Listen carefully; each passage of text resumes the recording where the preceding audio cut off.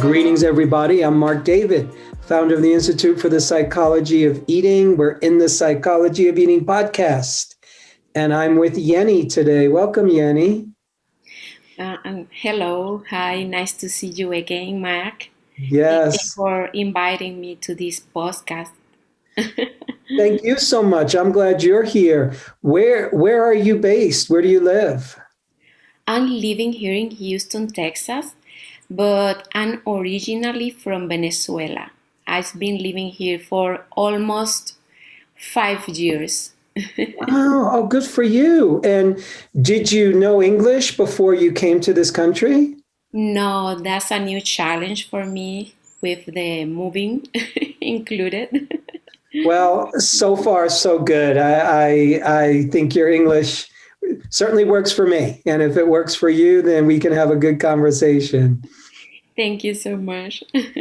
So, Yeny, if you could wave your magic wand and get whatever wish you wanted with food and body, what would that be for you?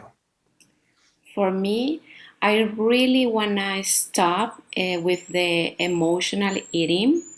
I've been dealing with that since the last situation that I faced here in United States. But I've been working on that, but I really want to improve that situation a little bit more. Hmm. So, emotional eating, what does that look like for you? Like, describe it more. What happens for you? For example, when I'm kind of boring or I feel a little sad, I go to the supermarket and I buy a chocolate. Hmm. Is kind of a release for me. Yeah. Mhm. And how long has emotional eating been a challenge for you? I think since I was a child, Mhm. because I remember I love eating chocolate and sweet bites Mhm. since I was very small, Yeah. So, are you wanting to lose weight? Yes, I'm still trying to lose weight. Actually, I've lost like 30 pounds since last year. Mhm. Mhm. And how much more would you like to lose? Like 10 more pounds. Oh, interesting. So, if you lost 10 more pounds, how much would you weigh? Like 163 pounds. Mhm. And when was the last time you weighed that amount? I think that was when I was 35 years old. Mhm. I remember I used to eat very normal, but sometimes I had some sweet bites. But something happened almost 4 years ago.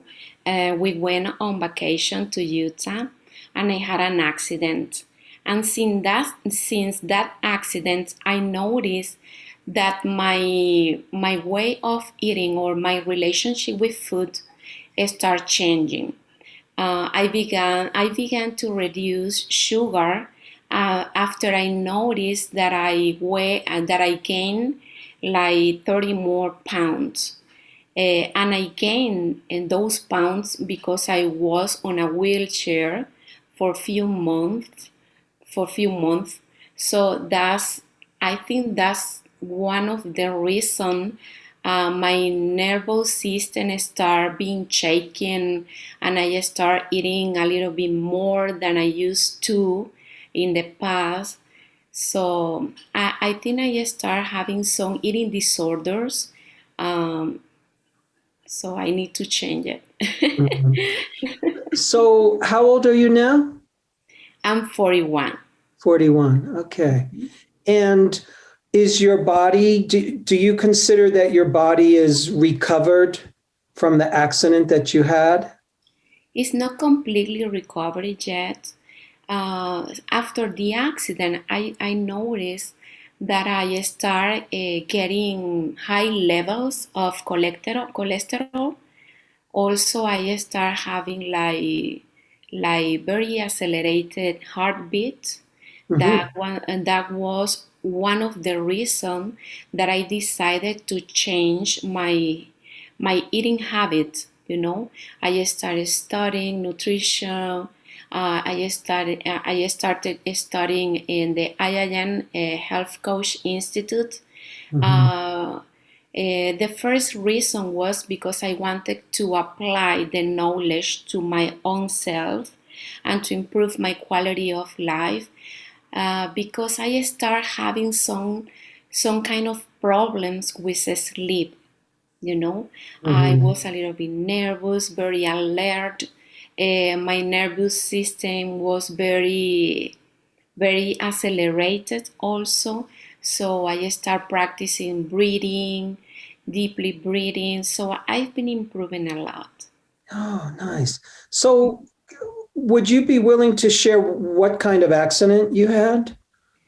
That was in a park amusement. We went on vacation. Can you imagine going on a ride and suddenly the little car went out to the right to the ramp, and my right leg it was completely broken. Mm. That changed my way, you know, my way of eating, my way of everything, my way of seeing life.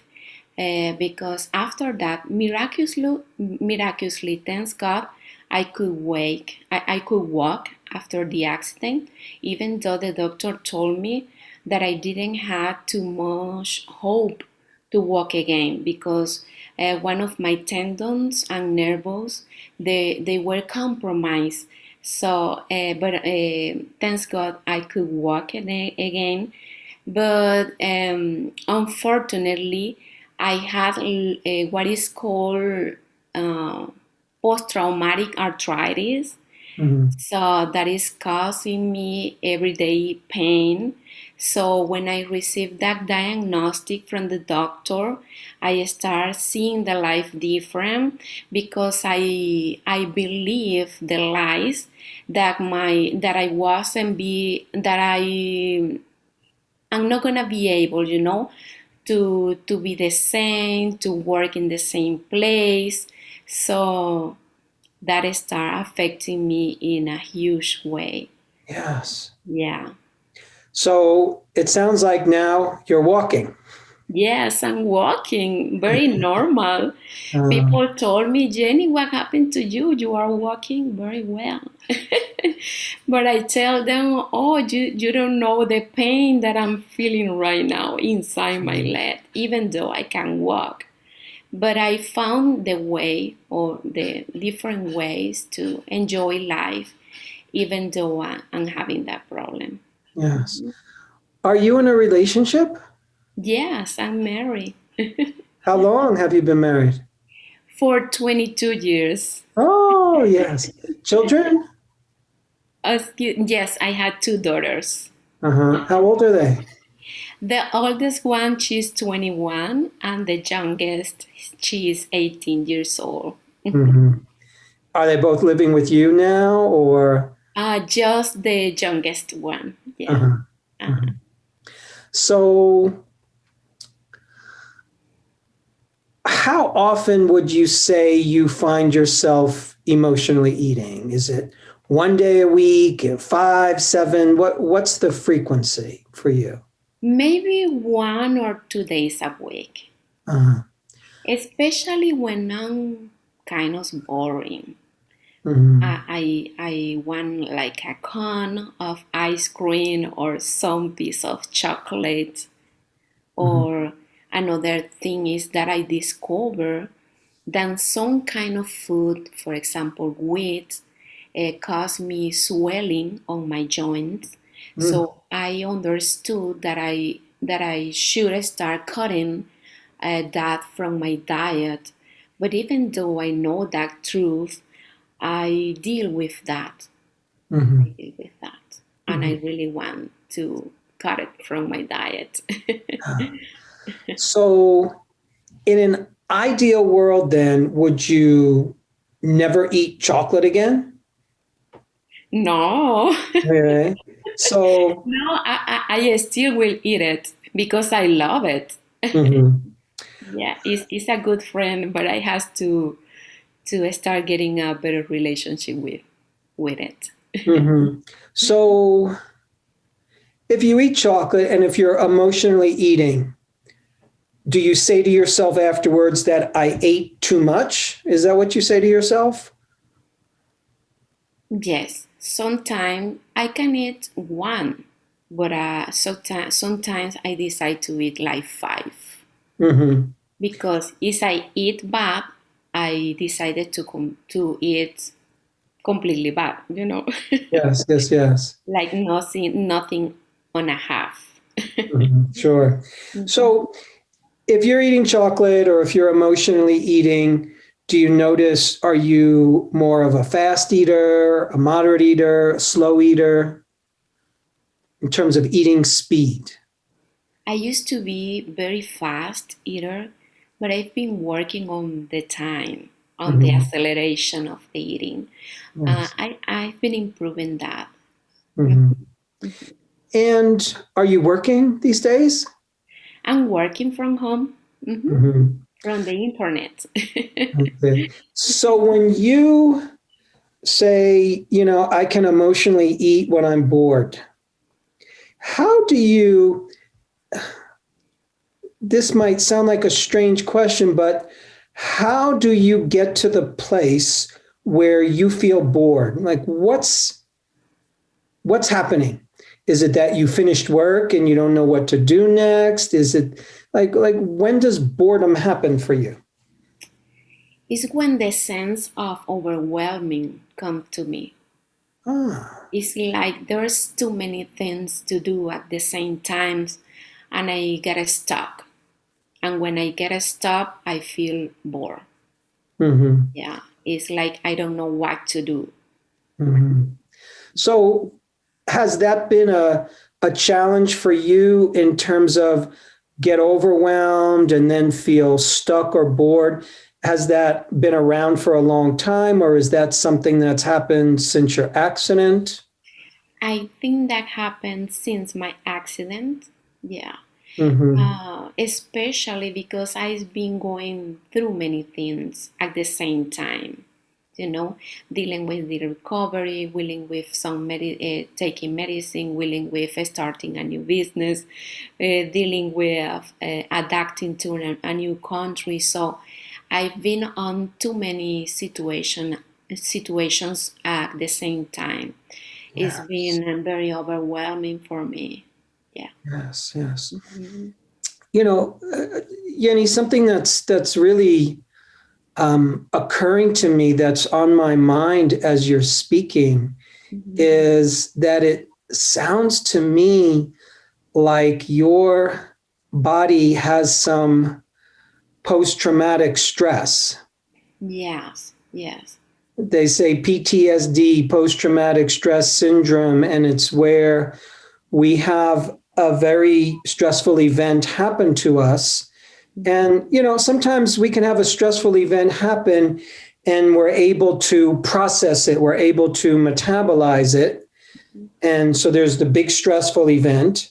And when we're in the stressful event, yes, our heart rate goes up and our blood pressure goes up. And there's a sense of anxiety.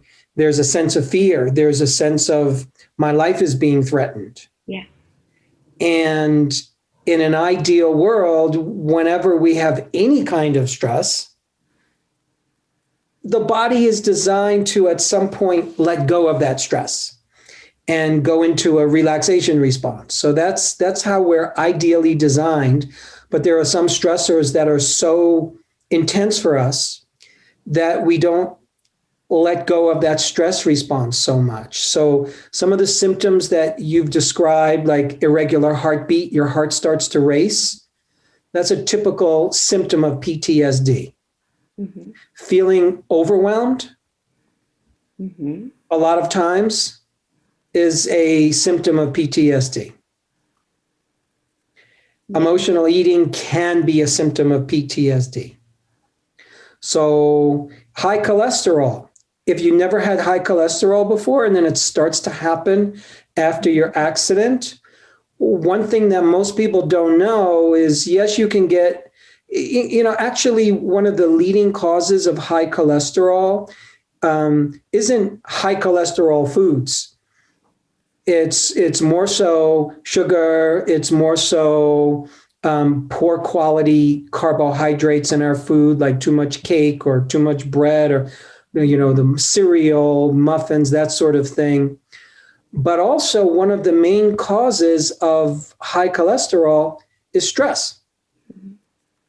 So when I hear you mention all those symptoms, and especially if you mention that they started occurring after this accident, that's what I say to myself. I say, oh, she hasn't fully let go of the stress of the event. I understand that your body is still healing itself, and it's healing very well. So that's wonderful.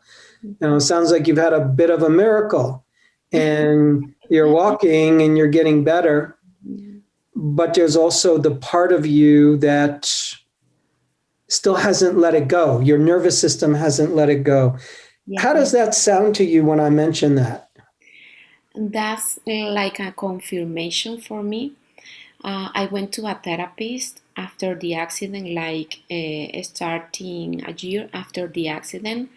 And the therapist, her diagnostic was what you are talking about, PTSD. Yes. Oh. And she was giving me some tools to deal with that. And one of the tools was to start eating in a way to help my nervous system, like to reduce anxiety and to try to get my stress to low levels, So that really helped me, and you are just confirming what she was talking with me about. How long did you work with this person around the PTSD? Like for a year. And I improved a lot because before going to the therapist, I used to wake up in the middle of the night very accelerated, like crying. What is going to happen to me? I'm going to fall down again. So I've been improving a lot, but I still think I need to continue working more and more. Yeah. Yes. Hmm. What I would like to suggest to you is that for many people who have PTSD, it is like a journey. And sometimes, like, we have certain tools and they really work for us. And then those tools, they get us to a certain place. And then maybe we find other tools or other strategies. So I don't know if this therapist did EMDR, working with your eyes. Did she do that at all? Oh, no, I haven't. So EMDR is the abbreviation, and I'll speak more about it for you after we finish the session. I'll just give you a few more tips about that. But EMDR is a very simple, but for many people, very powerful technique that you do when you're in the therapist's office for somebody that does that kind of work. And for some people, it can really make a nice difference. So if I was in your shoes, I would look to find other therapists who work with PTSD, who use different tools than the therapist you originally work with. Not that her tools weren't good, but just to add more tools to your toolbox. Yeah. So that's one suggestion. And in addition to that, sometimes when we have an accident like that, and it sounds like you've mentioned this, if you wake up at night and, oh my God, what's going to happen to me? Mm-hmm. Part of it is our faith gets challenged. Mm-hmm. Our faith our faith in the universe, our faith in God, our faith in our own life. And, part of it is, perhaps for you, I don't know, is really in the spiritual realm or in the religious realm of finding out or looking at how can you affirm to yourself that you're safe and you're protected, Mm-hmm. and that this accident, amongst other things, is here to help you learn how to have even more faith, Mm-hmm. not less. Yeah, that's true. Mm-hmm. Are you a religious woman? Are you a spiritual woman? Yes, and a very faithful woman, I believe Mhm. in Jesus Christ. Yeah. So has that helped you in this journey? Yes, that's been helping me a lot because I had too many questions after the accident. Actually was asking God, oh, what did that happen to me? Mhm. And one of his answers was, I'm not responsible for that. Because we usually try to responsibilize him for the bad situations. And I truly believe that God is so good and He is not on the street producing accidents and bad viruses and all that. He is a good God. And what is He doing now is transforming the bad situation in a good situation one, Mhm. in a new one opportunity. I think one of the results of that changing it's been that I start being more responsible for my health and for my habits. So I've been improving. I've been having a new side of life in a different way. Mm. Yeny, that's so beautiful. I'm so happy for you, really, that you have your faith and it's strong. And I think it's a beautiful way to see your life and to see your connection to God, and to see that this is something that's ultimately it's going to serve you, and it is serving you, and it Mhm. has served you, and it has its difficulties Mhm. at the same time. So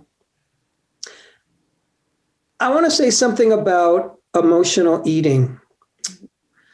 I don't know, people hear the term emotional eating, and everybody has a different definition of it. And they, when I think of emotional eating, I don't see it, I don't see emotional eating as a bad thing.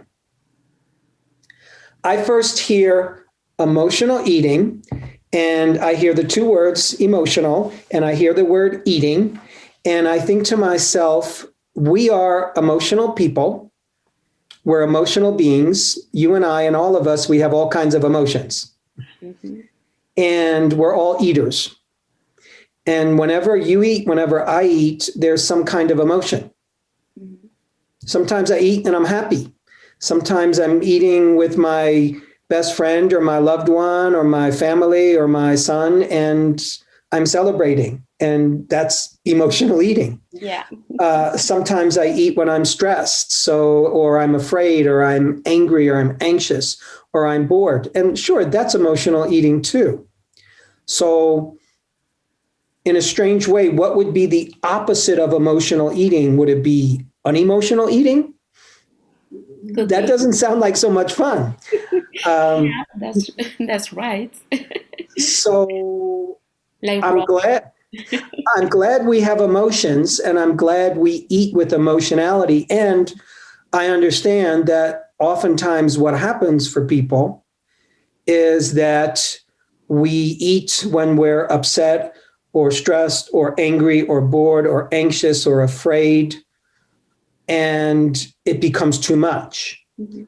And then it has um, side effects that we don't want. We might gain weight, or we might feel really heavy, or we might feel guilty about ourselves. So I understand that.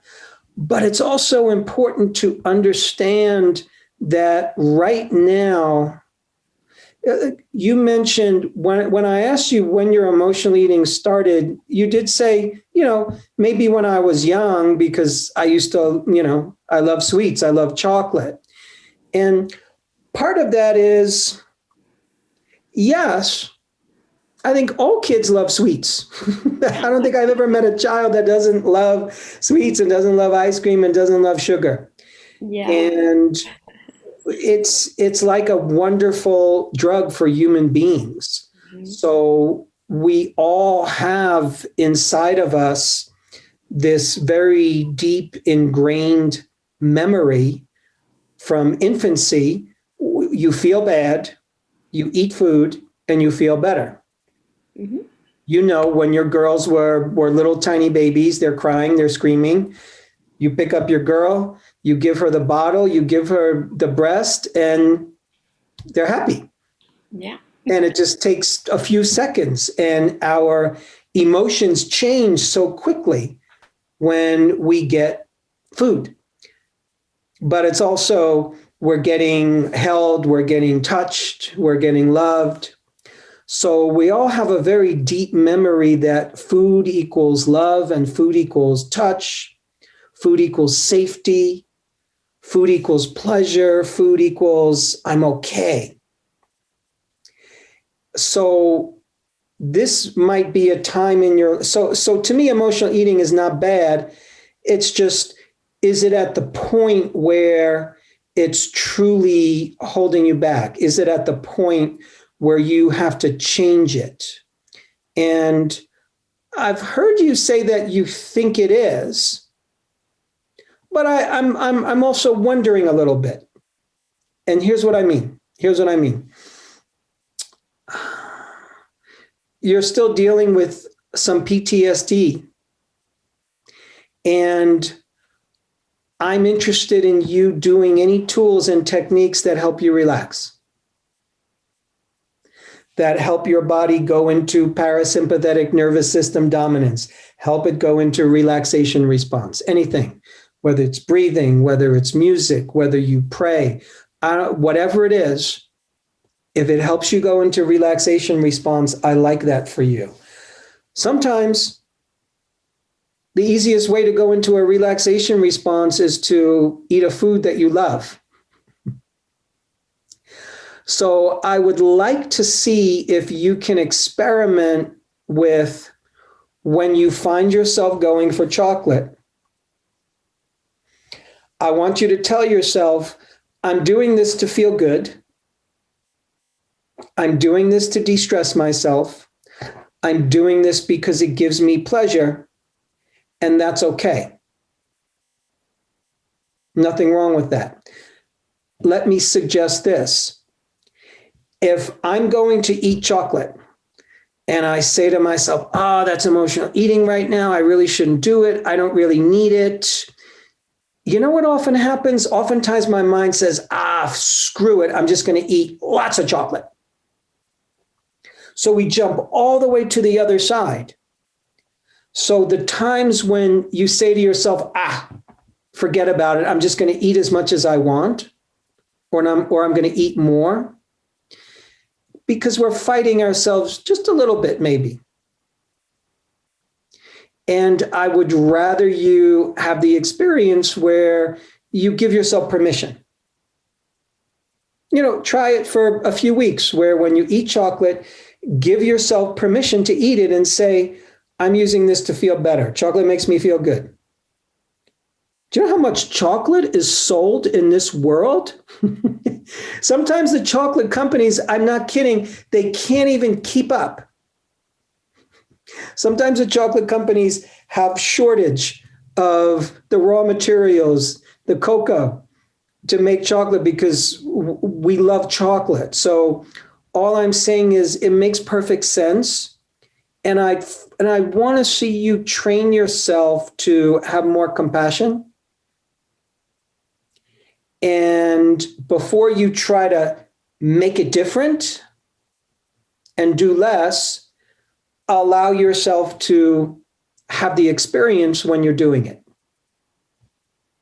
And part of that means being present. It means slowing down when you have the chocolate or whatever you're eating. And it means saying to yourself, I'm going to really enjoy this. How does that sound to you when I say that? What are you thinking? Makes sense. I completely agree. Yes, because it's kind of a reward having a piece of chocolate when I don't feel good. It's like that connects me with my culture, with my past, with my country, with my family. So it's a good time. So what I need to gain is like balance, like not repeat it 3 or 4 times a week, but I think it's okay having it sometimes, like you told me. It's a really good advice. Yes. By the way, I love how you say chocolate. Americans say chocolate. You say chocolate. I like that way much better. I don't know if I could say it like that, but I like to hear it. Chocolate. Ah, nice, nice. So I think that can be helpful for you. So you're not trying to fight yourself and being a little more kind, a little more gentle, no struggle, and understanding that you're still in a time where your body's healing. So if you want to use chocolate as a reward, why not? It's a great reward. It really is. And let's accept it for what it is. And I just find that when we can accept it more for what it is, we're able to just relax more with it. And we're not trying to fight our natural desires and our natural impulses. Mm-hmm. We have sweet taste buds on our tongue. They're looking for something sweet. They're designed for pleasure. Mm-hmm. So a big part of us is seeking pleasure, and seeking pleasure and avoiding pain. And especially for you, as your body and your nervous system is still healing. Mm-hmm. Sounds great. Yeah. I need to be more compassionate because sometimes we just want to lose weight, and that's it. But it's little by little. Yes. It's like taking baby steps to be more, to have better effects. Yes. I also want to suggest that maybe for, I don't know, 3 or 4 or 5 months, you think about letting go of losing this 10 pounds. Mm-hmm. Mm-hmm. And the reason why I say that, I'm not saying don't ever try to lose 10 pounds. I'm saying just give yourself a little bit of a rest and a little bit of a vacation, because your body is still healing. Yeah. Your body is healing, your nervous system is healing. And you mentioned in your life, not only did you have this accident, but here you are in a new country. Yeah. And here you are learning a new language, mm-hmm. and all the other challenges that are happening in your life. So that's a lot. That's a lot. And I know for a lot of people who are trying to lose weight, if that was the only stress in their life, it's a big one. Yeah, that's right. And actually, I went on my third one surgery. That was very recently, like 4 months ago. Mm-hmm. And I'm still on a recovery, going on a physical therapy. Yes. Mm-hmm. Yeah. So focus on you're healing your body now. Mm-hmm. This is your healing time. It takes the body time to recover from surgery, to gain back its strength. Mm-hmm. It's taking your nervous system some more time to find its balance. So let's take away all the unnecessary stressors that you have control over. So you have control over, oh my God, I got to lose 10 pounds. If I don't lose 10 pounds, this is so bad. This is no good. So you have some control over that stress. Mm-hmm.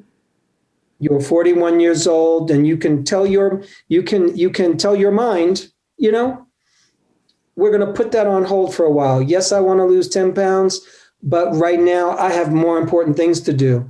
And the most important thing is in so many ways to do all the things that you know how to do, once again, to let go of stress, remind your body that it's safe, remind your heart and your soul that you're safe and you're protected. Mm-hmm. If you're giving your body the message every day, don't eat chocolate because that's going to make you gain weight, you have to eat less, and I have to lose these 10 pounds, that's a lot of work. Mm-hmm. How does your husband feel about your weight? Oh, he feels good. Mm-hmm. He's in love. Oh, okay. Yeah, That's a good husband. That's a very good husband. So, so really, the losing the weight is for you, and that's fine. Mm-hmm. It's just for me to feel better. Yes. Because I could feel the difference with 30 more pounds with less pounds. Yes, sure. Huge difference. I feel more energized, but I'm taking it slowly now. After losing 30 pounds, now I decided to getting slow on the process. Yeah. I think that's very important. And I would say even slower than slow is just putting the pause button, mm-hmm. Push the pause button, push the stop button, mm-hmm. and let your body just heal naturally. Yeah.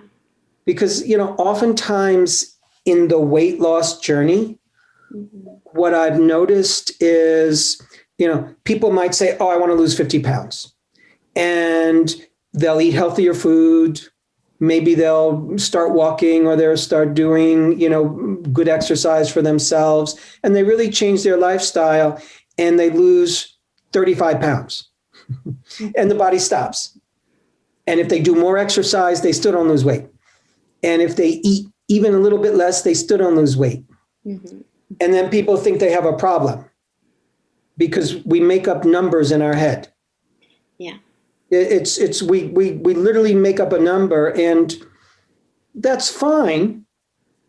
But it's also important, I think, that we really listen to the body. Mm-hmm. Because oftentimes wisdom is talking through the body. Yeah. God is talking through your body. Mm-hmm.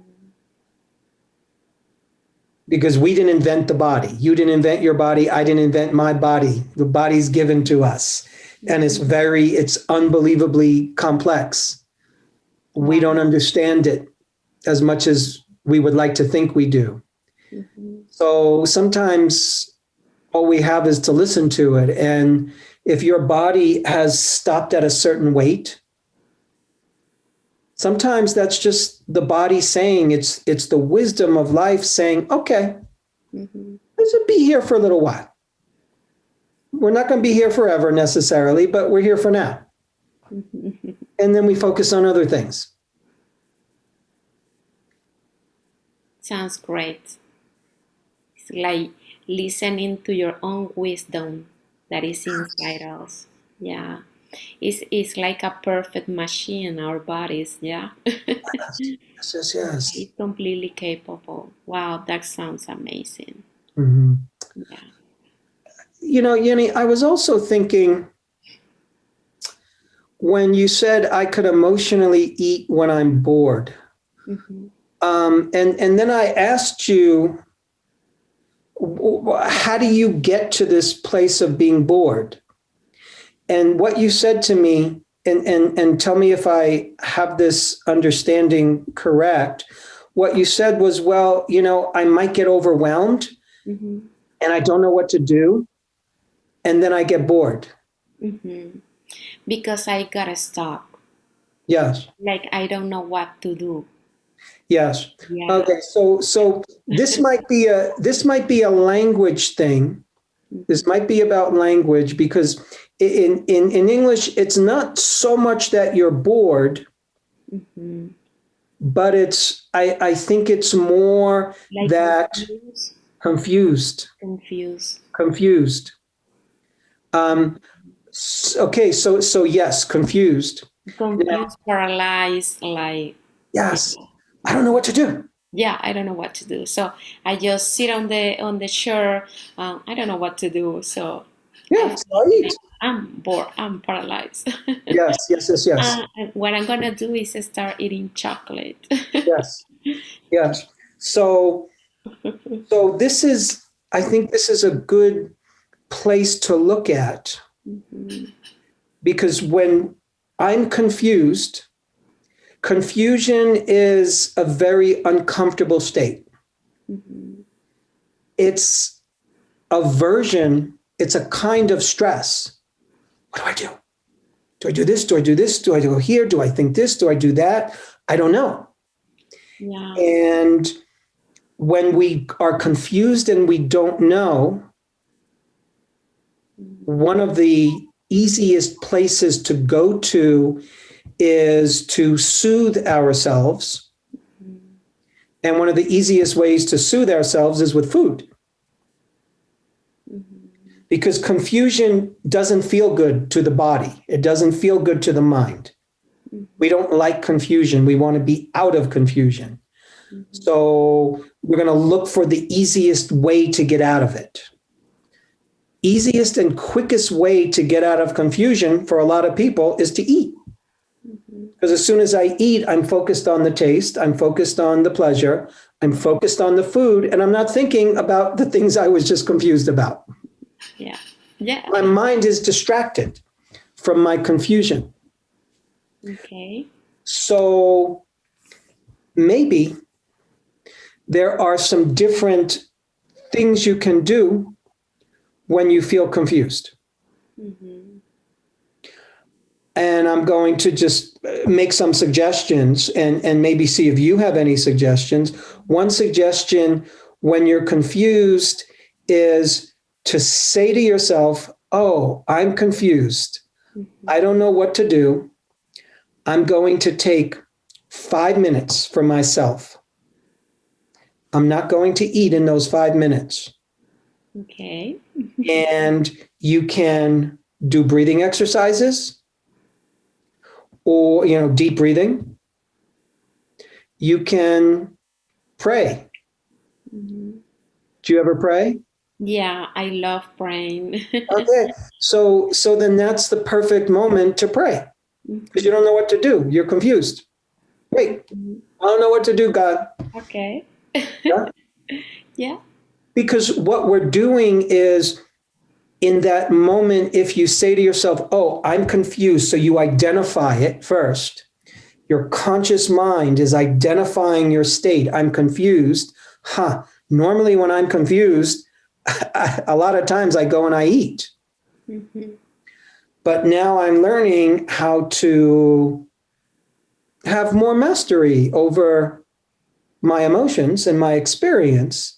So mhm. instead of going right for the food, I'm going to say 5 minutes. Okay. I'm confused, but I have to give myself 5 minutes before I go for food. And what can I do? I can breathe, I can pray. What else is there for Yeah. you? Yeah, walking nearby the lake. I Mm-hmm. love doing that. Meanwhile, I'm meditating in the Word of God or taking deep breathing. Yeah, I love doing that. Yeah, It's been helping me on my parasystem, parasympathetic. you got it. Mhm, mhm, Yeah. So I think that could be a really good tool for you. mhm, Um, confusion, sometimes in English, we have the words confusion and we also have the word uncertainty. And confusion could look like, I don't know what to do and I'm stressed. Uncertainty is, you know something? I'm not so sure what to do right now. I can go this way, I can go that way, I can go the other way. I'm uncertain. But in that uncertainty, I'm not stressed out. I'm just acknowledging, I don't know what to do. Which is different than confusion. Confusion is, I don't know what to do plus stress. Wow, that's too much. Yes. Too much for the body. Yeah, so uncertainty means, yes, I don't know what to do, but I can relax in that place. I can talk to God in that place. I can breathe in that place. And I can say, yeah, I don't know what to do. And that's okay. Sometimes we don't know what to do. Yeah. And I think part of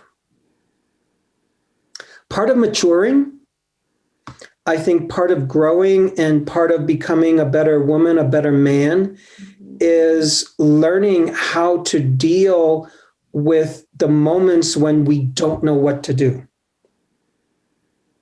Because if I go into confusion and I'm in stress and I make decisions from that place, I take back decisions. Yes, it's easy to make decisions that are not so good.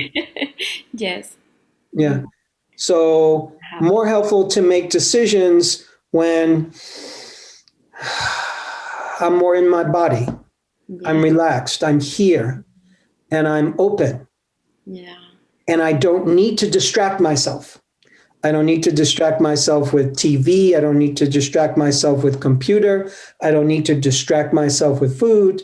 No, I'm just going to be present with my uncertainty, not sure what to do.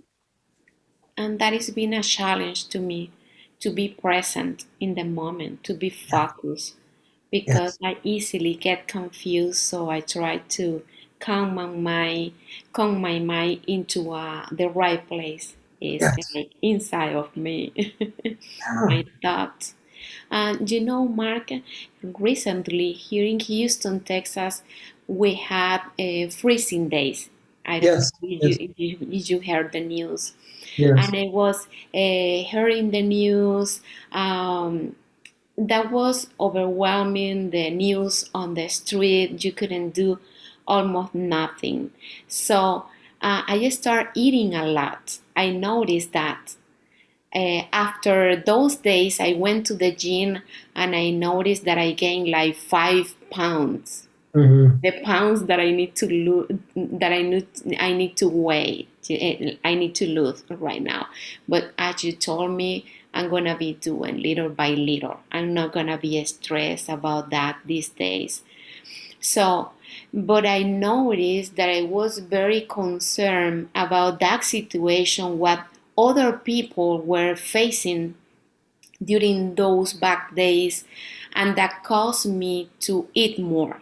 Yes. So how to deal with that when you hear news, bad news, where people were facing situation with their homes, the pipes, they were being broken, or too many news at the same time, and I didn't know how to deal with that. You know, Yeny, I think it's such a good question. I think the answer to that question is different for everybody. And for you right now, first answer that comes to my mind, and again, is because you're a religious woman and your faith is important to you and it's so good for you. I think that's a moment to pray. I was doing that. Yes. And I was very worried because thanks God we had light, electricity in our house. So, but too many people didn't. Yeah. So when it's too much, what happens in the body is we go into stress response. Yeah.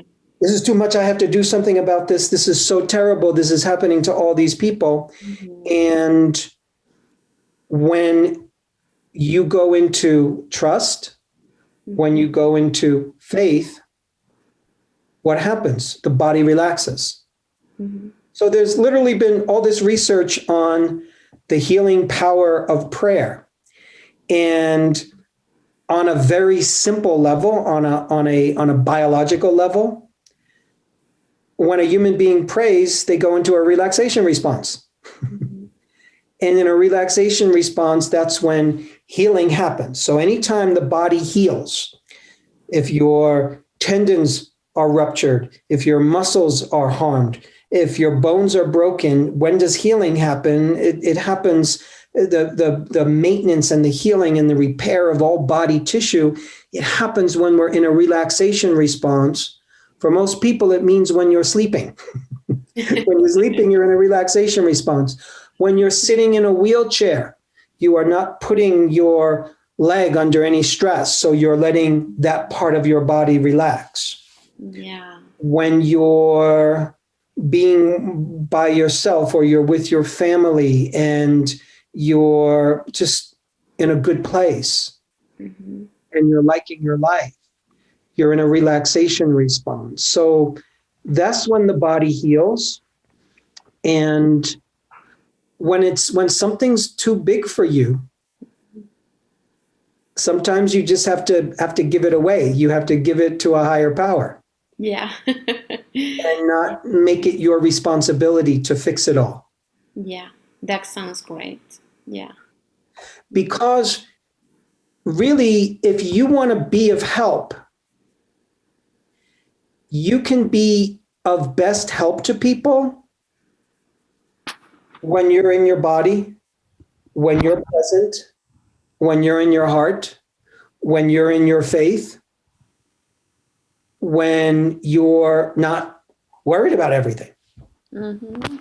That's when you're going to be the best partner, the best mother. That's when you're going to be the best you, is when you're Yeah. present and you're available. And I'm not running from anything or I'm not confused about anything.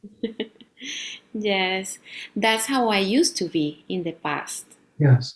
But now I get easily more stress, you know. Yes, yes. Yeah. This is a typical, very, very typical of post-traumatic stress. Yes. And there's different names for it. One of the simple names is stress sensitivity. Hmm. Or our stress resiliency goes down. Wow. And things that are normally don't bother us when we have post-traumatic stress syndrome, Hmm. things that normally don't bother us or don't bother us that much, all of a sudden they're very stressful for us. So Yeah. to me, it's once again a reminder that your body's still healing, you're still healing, but I think it's more than just your body. Hmm. It's you learning how to have even stronger faith. Hmm. It's you learning how to have even a better connection to God, Hmm. more trust, more faith, Hmm. because that's what happens as we get older and wiser and we practice what we believe, Wow. right? Yeah. Yeah. So I think this is just an opportunity for you to be even Yeah. a better woman, Hmm. a more faithful person, a more faithful woman. Yeah. And that's a great gift you can give yourself. And that's a great gift that you can give to the people around you. Yeah. Wow. That sounds amazing. Yes. And that what really want to go in, you know, to grow to a higher level of Yes. faith, of kindness, of compassion, of everything. Yes, because I want to be a light in the world. Yes. So, Well, you are. You know, so you already are a light in the world. That was my first impression. The moment I saw your face and the moment I saw you, I could tell. And so that's the person that you are. And you're becoming that even more. Yeah. And you're doing that through this personal challenge that, you know, you didn't necessarily ask for, or you don't remember asking for it, but here it is. And you've to me, you've navigated it so beautifully already. Mm-hmm. You've done not to me, you've done nothing wrong. You've just been amazing. And it sounds like you have people that love you in your life. Yeah, thank you so much. So you have everything that you need to be the person that you want to be. Yes, I usually repeat or I talk to myself and the protected one and love it and compassionate and the light of the world and growing um, and love and love it and love it by God and accept it and I accept it and love it by others. Mm, so beautiful. Yeah. So I think this has been such a good conversation. Mhm. I Yeah. hope it's been helpful for you. I hope it's been beneficial for you. Yes, it's been. Thank you so much, Mark, because I really enjoy this podcast with you, this conversation. I'm gonna be taking notes of all those tools that you are being sharing with me. I'm very, very grateful with you. I'm so glad, Yeny, and it's so good to meet you in this way and to be able to interact with you like this. And you've inspired me with your light, so thank you. Thank you so much, Davy, and thank you for all your teachings. I'm so happy listening to you. My husband told me, "Oh, you are listening to your professor. He has a very quiet voice. He That's talks like a psychologist." He usually told me because I heard your classes yeah. before going to bed. So he used to listen the classes with me because Uh, your classes sometimes gave me some type of relaxation. It's like oh, a chocolate to me. I love it. That's so sweet. Please tell your husband that I send my regards to him. Okay, thank you. Yes, thank you so much, Yeny. Thank you. And thank you, everybody, for tuning in. Take care, everyone. Hey friends, we're so happy that you've joined us for another episode of The Psychology of Eating with Marc David. Are you loving these episodes? Then simply subscribe and you'll never miss an episode again. We'd also love it if you'd leave us a comment below so we can hear more about your own journey with food and body. And if you're curious about what we offer at the Institute for the Psychology of Eating, including our internationally acclaimed coach certification training that's rooted in dynamic eating psychology and mind-body nutrition, please head on over to our website, psychologyofeating.com. Until next time, take care. And remember, having the body you want starts with loving the body you have.